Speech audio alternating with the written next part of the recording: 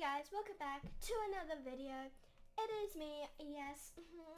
If you've seen my old videos, please ignore them. That is just me drawing really badly.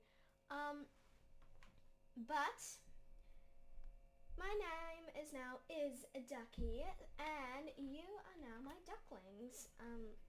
Well, fans, if you're subscribed to me, if you could even find me. So, I am now going to be an art, well, not really an art, a play game suggesting and reacting YouTuber. So, we are going to be watching I Am Allergic to Water. These beautiful, talented drawing people take people's stories that they send into and they animate it. And please go to them, subscribe, turn on the notification bell because they work so hard to do this. So let's react and let me stop yabbering.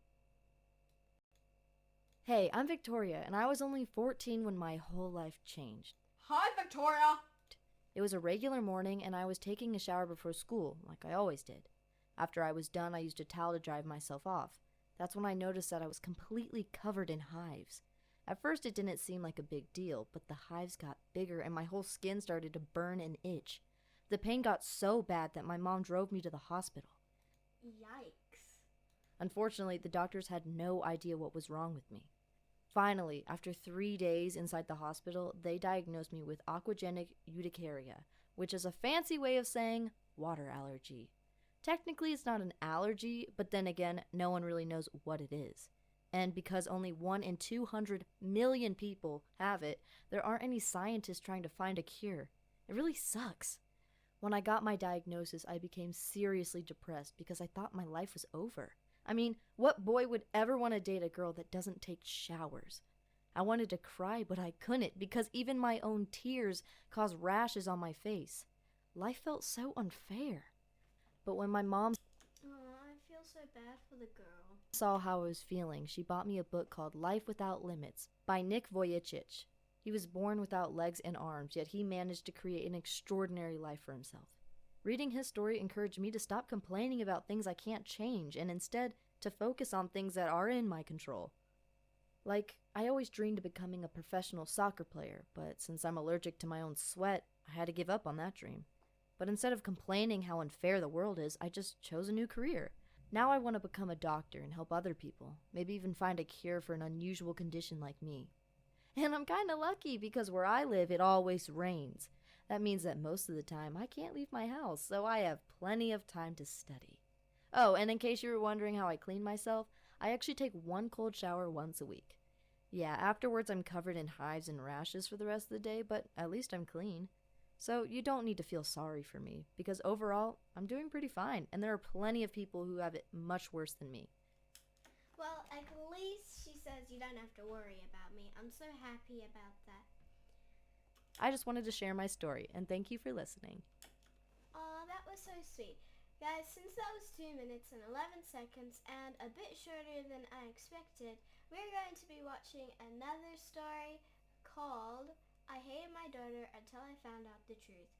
This has been popping up mad crazy, and I just want to hear it. Hi, I'm Susie. So this is 8 minutes and 47 seconds. If I am correct, that would be 10 minutes and 58 seconds with both of these videos of the 2 minutes connected, if my calculations are correct. I hated. And remember to I'm sorry. I have to remember to, do that with me. Okay. My daughter. Hi, I'm Susie. Hi, says I hated my daughter for so long. Now before. Why? Or you judge me and call me all sorts of names for being a bad mother and all of that, Okay, give me a reason. I'd like you to hear my story. Typical story of boy meets girl and they fall in love. Nothing special. James and I graduated from college with good grades, but getting jobs became an exhausting task. Yeah. I worked as a waitress to earn some money while James was hunting for a real job. Everything is going to be fine, sweetie, I usually said with tears in my eyes, which I quickly blinked away. We went to bed hungry most nights. There were some times I stole food from the cafe just so we'd have something to eat. I was cut one day and given a strict warning. A short time after, I found out I was pregnant, and I wept like a baby. We were barely surviving, and now we were about to add another mouth to feed, and all the difficulties that came with having a baby. Everything's going to be fine, James consoled me, Well, I feel so bad for her. even though he felt like crying himself. I won't bore you with the details of my pregnancy. Suffice it to say that getting pregnant was the worst mistake of my life. James changed after I gave birth. He started to neglect me and do everything I hated, and get angry when our daughter cried. But no, that wasn't when I started hating my daughter. James became a stranger and started getting phone calls from women. When I confronted him, he finally said that he's seeing someone else and doesn't want me anymore. Oh, I feel so bad for her. Like, I always hear stories about these, like, all of a sudden when, like, they're all married and stuff, and then a few like a year later, the woman announces that she's pregnant, and then the guy's like, oh, you know what? I'm divorcing with you. I have another lady. She's more like richer, blah, blah, blah, blah, more better. Or it's the other way around. He's the rich one helping her, and then all of a sudden he's like, you know what? I found someone better, prettier than you. Her. Totally not a gold digger. No, I'm just kidding. Not all women like that. But I just feel so bad. Like, why does this like almost always happen? I feel so bad for the girl. I just want to know why she hated her daughter, but I need to continue watching, so I'll stop talking. I rant a lot, just saying. I couldn't believe he'd do that after all we'd been through together. Exactly. I was devastated as I watched him leave the house without even asking for forgiveness or begging for a second chance. That was about 13 years ago. It was very hard for me bringing up my daughter alone, without a good job, but I managed just fine. Even if I went to bed hungry, I made sure Nora's stomach was filled. I was there for every school play, recital, ballet, bake sale, and so much more. James was nowhere to be found. A few years ago, I won the lottery and was finally able to start my own business and earn a great... Yay! I'm so happy she won the lottery. You know, that's probably God saying, you know what, girl, here's some money. Here's to help you, because not many people win the lottery. That's probably like the dumbest thing I've ever said. Of course not many people win the lottery. Pfft. Only like one person, Violet.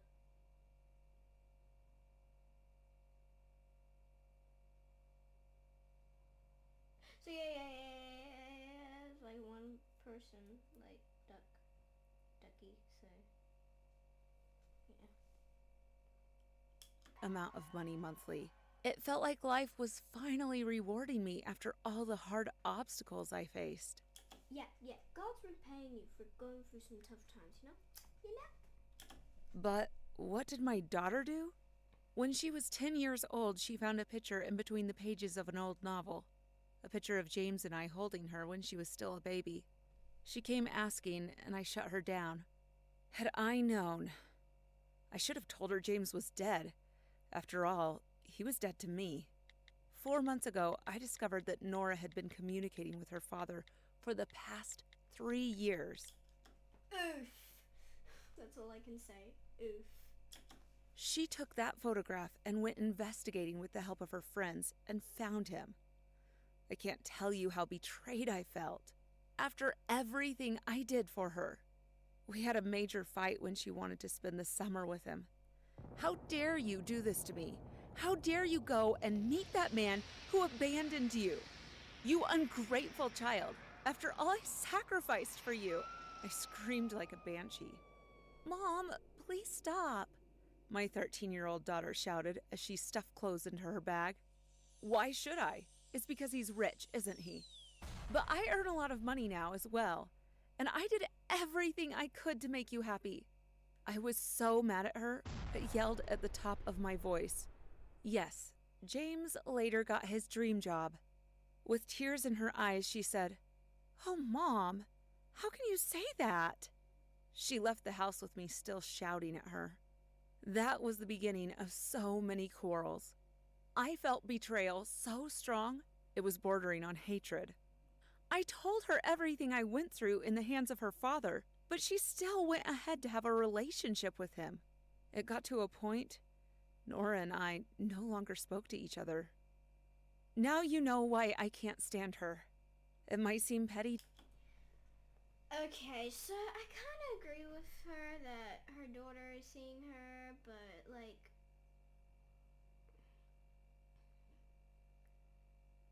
I'm not choosing a side. I'm not choosing the mom's side or the daughter's side. I'm like in between. Like, I think the mother's right, that she has a reason of why to maybe show more affection to her daughter, but she should still love her, not hate her. And I also am on the daughter's side because that's her mom's story. She never got her dad's story. And she needs to combine those two together to see what really happened. Maybe there was a reason why he cheated on her. Maybe it just... you know what I'm saying? You know? I don't know if you know what I'm saying, but I know what I'm saying. To you, but I can't describe the hurt I feel. I hope you understand why I feel so betrayed. But what happened later might shock you even more. A month ago, James died of cancer, which I feel karma slapped him with. Nora was so inconsolable, but I couldn't feel pity for the man who not only broke my heart, but stole my daughter as well. Okay, I'm not trying to be mean, but I feel like the woman is just being a little bit dramatic. Wicked of me, right? I'm sorry, but that's the way I felt. That day, Nora walked into the room in a plain black dress, looking like her father died. Well, he did. Her eyes were puffy from weeping, and I wished with all my heart that she'd be this sorrowful when I died. She walked to where I was calmly seated and threw a letter in my face. "What's this?" I asked. "It's a letter from Dad to you." "Get it away from me," I snapped. "Read it, for goodness sake," she yelled and rushed out of the room. After staring at the letter for a moment, I opened it resentfully and read it. What I read was not what I expected from James. "My dear Susie, the only woman I ever loved. This letter will come as a surprise to you, but I feel I have to explain things so that you can stop hating me, even in death. I'm so sorry for ruining your life. When you told me you were pregnant, it was bittersweet news to me. I was happy the woman I loved was pregnant with my child." Oh yay, now that this is his story, it seems sweet. But what's up with him cheating? You know, I'm gonna ask questions. That needs some more talking. I'm more talking right now, so I should just shut up and play the clip. But I knew what it would do to you, as things were very difficult for us then. But what you didn't know then was that I was diagnosed with cancer. I couldn't tell you and ruin that amazing moment for us. You know what? Since it's in his genes, I just hope that the cancer wasn't carried on with the daughter. I just hope she's still alive. I mean, if that lady's watching this video, take your daughter to the doctor right now to see if she's diagnosed with cancer. Because I hope your daughter does not have cancer. I feel so bad when people have cancer. I know that what I did was wrong, but I didn't have any idea what I should do. So I pretended to be with someone else and started to treat you badly just so you would leave. I didn't want you and our daughter to go with me through this horrible journey of fighting cancer. I'm so sorry, my love. I died the day I left you, but I thought it was for the best. I sent you money through your boss every opportunity I got and made him call it a raise. You didn't win the lottery, my love. I sent you that money immediately after I made my first million, and I'm happy you used it to set up your dream business, which has made you live in comfort with our daughter ever since. I beat cancer a while before that. Oh, I feel so sad. Oh, he's so nice. Oh, this is so sad. I feel like I'm gonna cry. But I was told the chances are high that I would become sick again, so I couldn't risk it. I wanted to love you from afar, but I couldn't die before meeting Nora. When she found me that day, I couldn't help but take her into my life. She's a wonderful daughter, thanks to you. I'm glad you found happiness without me. I'm so sorry for everything. Please, find it in your heart to forgive me. I love you. Tears ran down my eyes, and If I read that and I was that woman, tears, just like drops of tears wouldn't be going on that. A bucket load of salty tears would be going on that. That paper would have been wet in 2 minutes. waves. Nora came into the living room, stared at me with pity in her eyes, and sat down to draw me into her arms. We cried together. I'm so sorry. I'm so sorry. I wept pitifully. It's okay, Mom. You didn't know. He explained everything to me when we met for the first time, but he told me to keep it from you. I had to respect his wishes. He was afraid you'd get back together, and then he dies and leaves you in tears. But I convinced him to write everything in this letter. That moment, my daughter and I connected again. I regretted all the time I spent hating her and her father. Oh, I feel so sad. Maybe it's too late now, and I can never tell James how I feel. I want to punch him in the face for doing this to me, but also to hug him and kiss him and forget all the pain. It's too late. But it is not too late to love our daughter, the fruit of our love, forever. The heck? That just cut out. But, oh my gosh, that was such a sad story. Thank you guys for watching this video, if you could find me. And if you know that someone has cancer and they're trying to still survive it, please give them all the love you can. Thank you. I love you guys all so much. And keep on going, ducklings.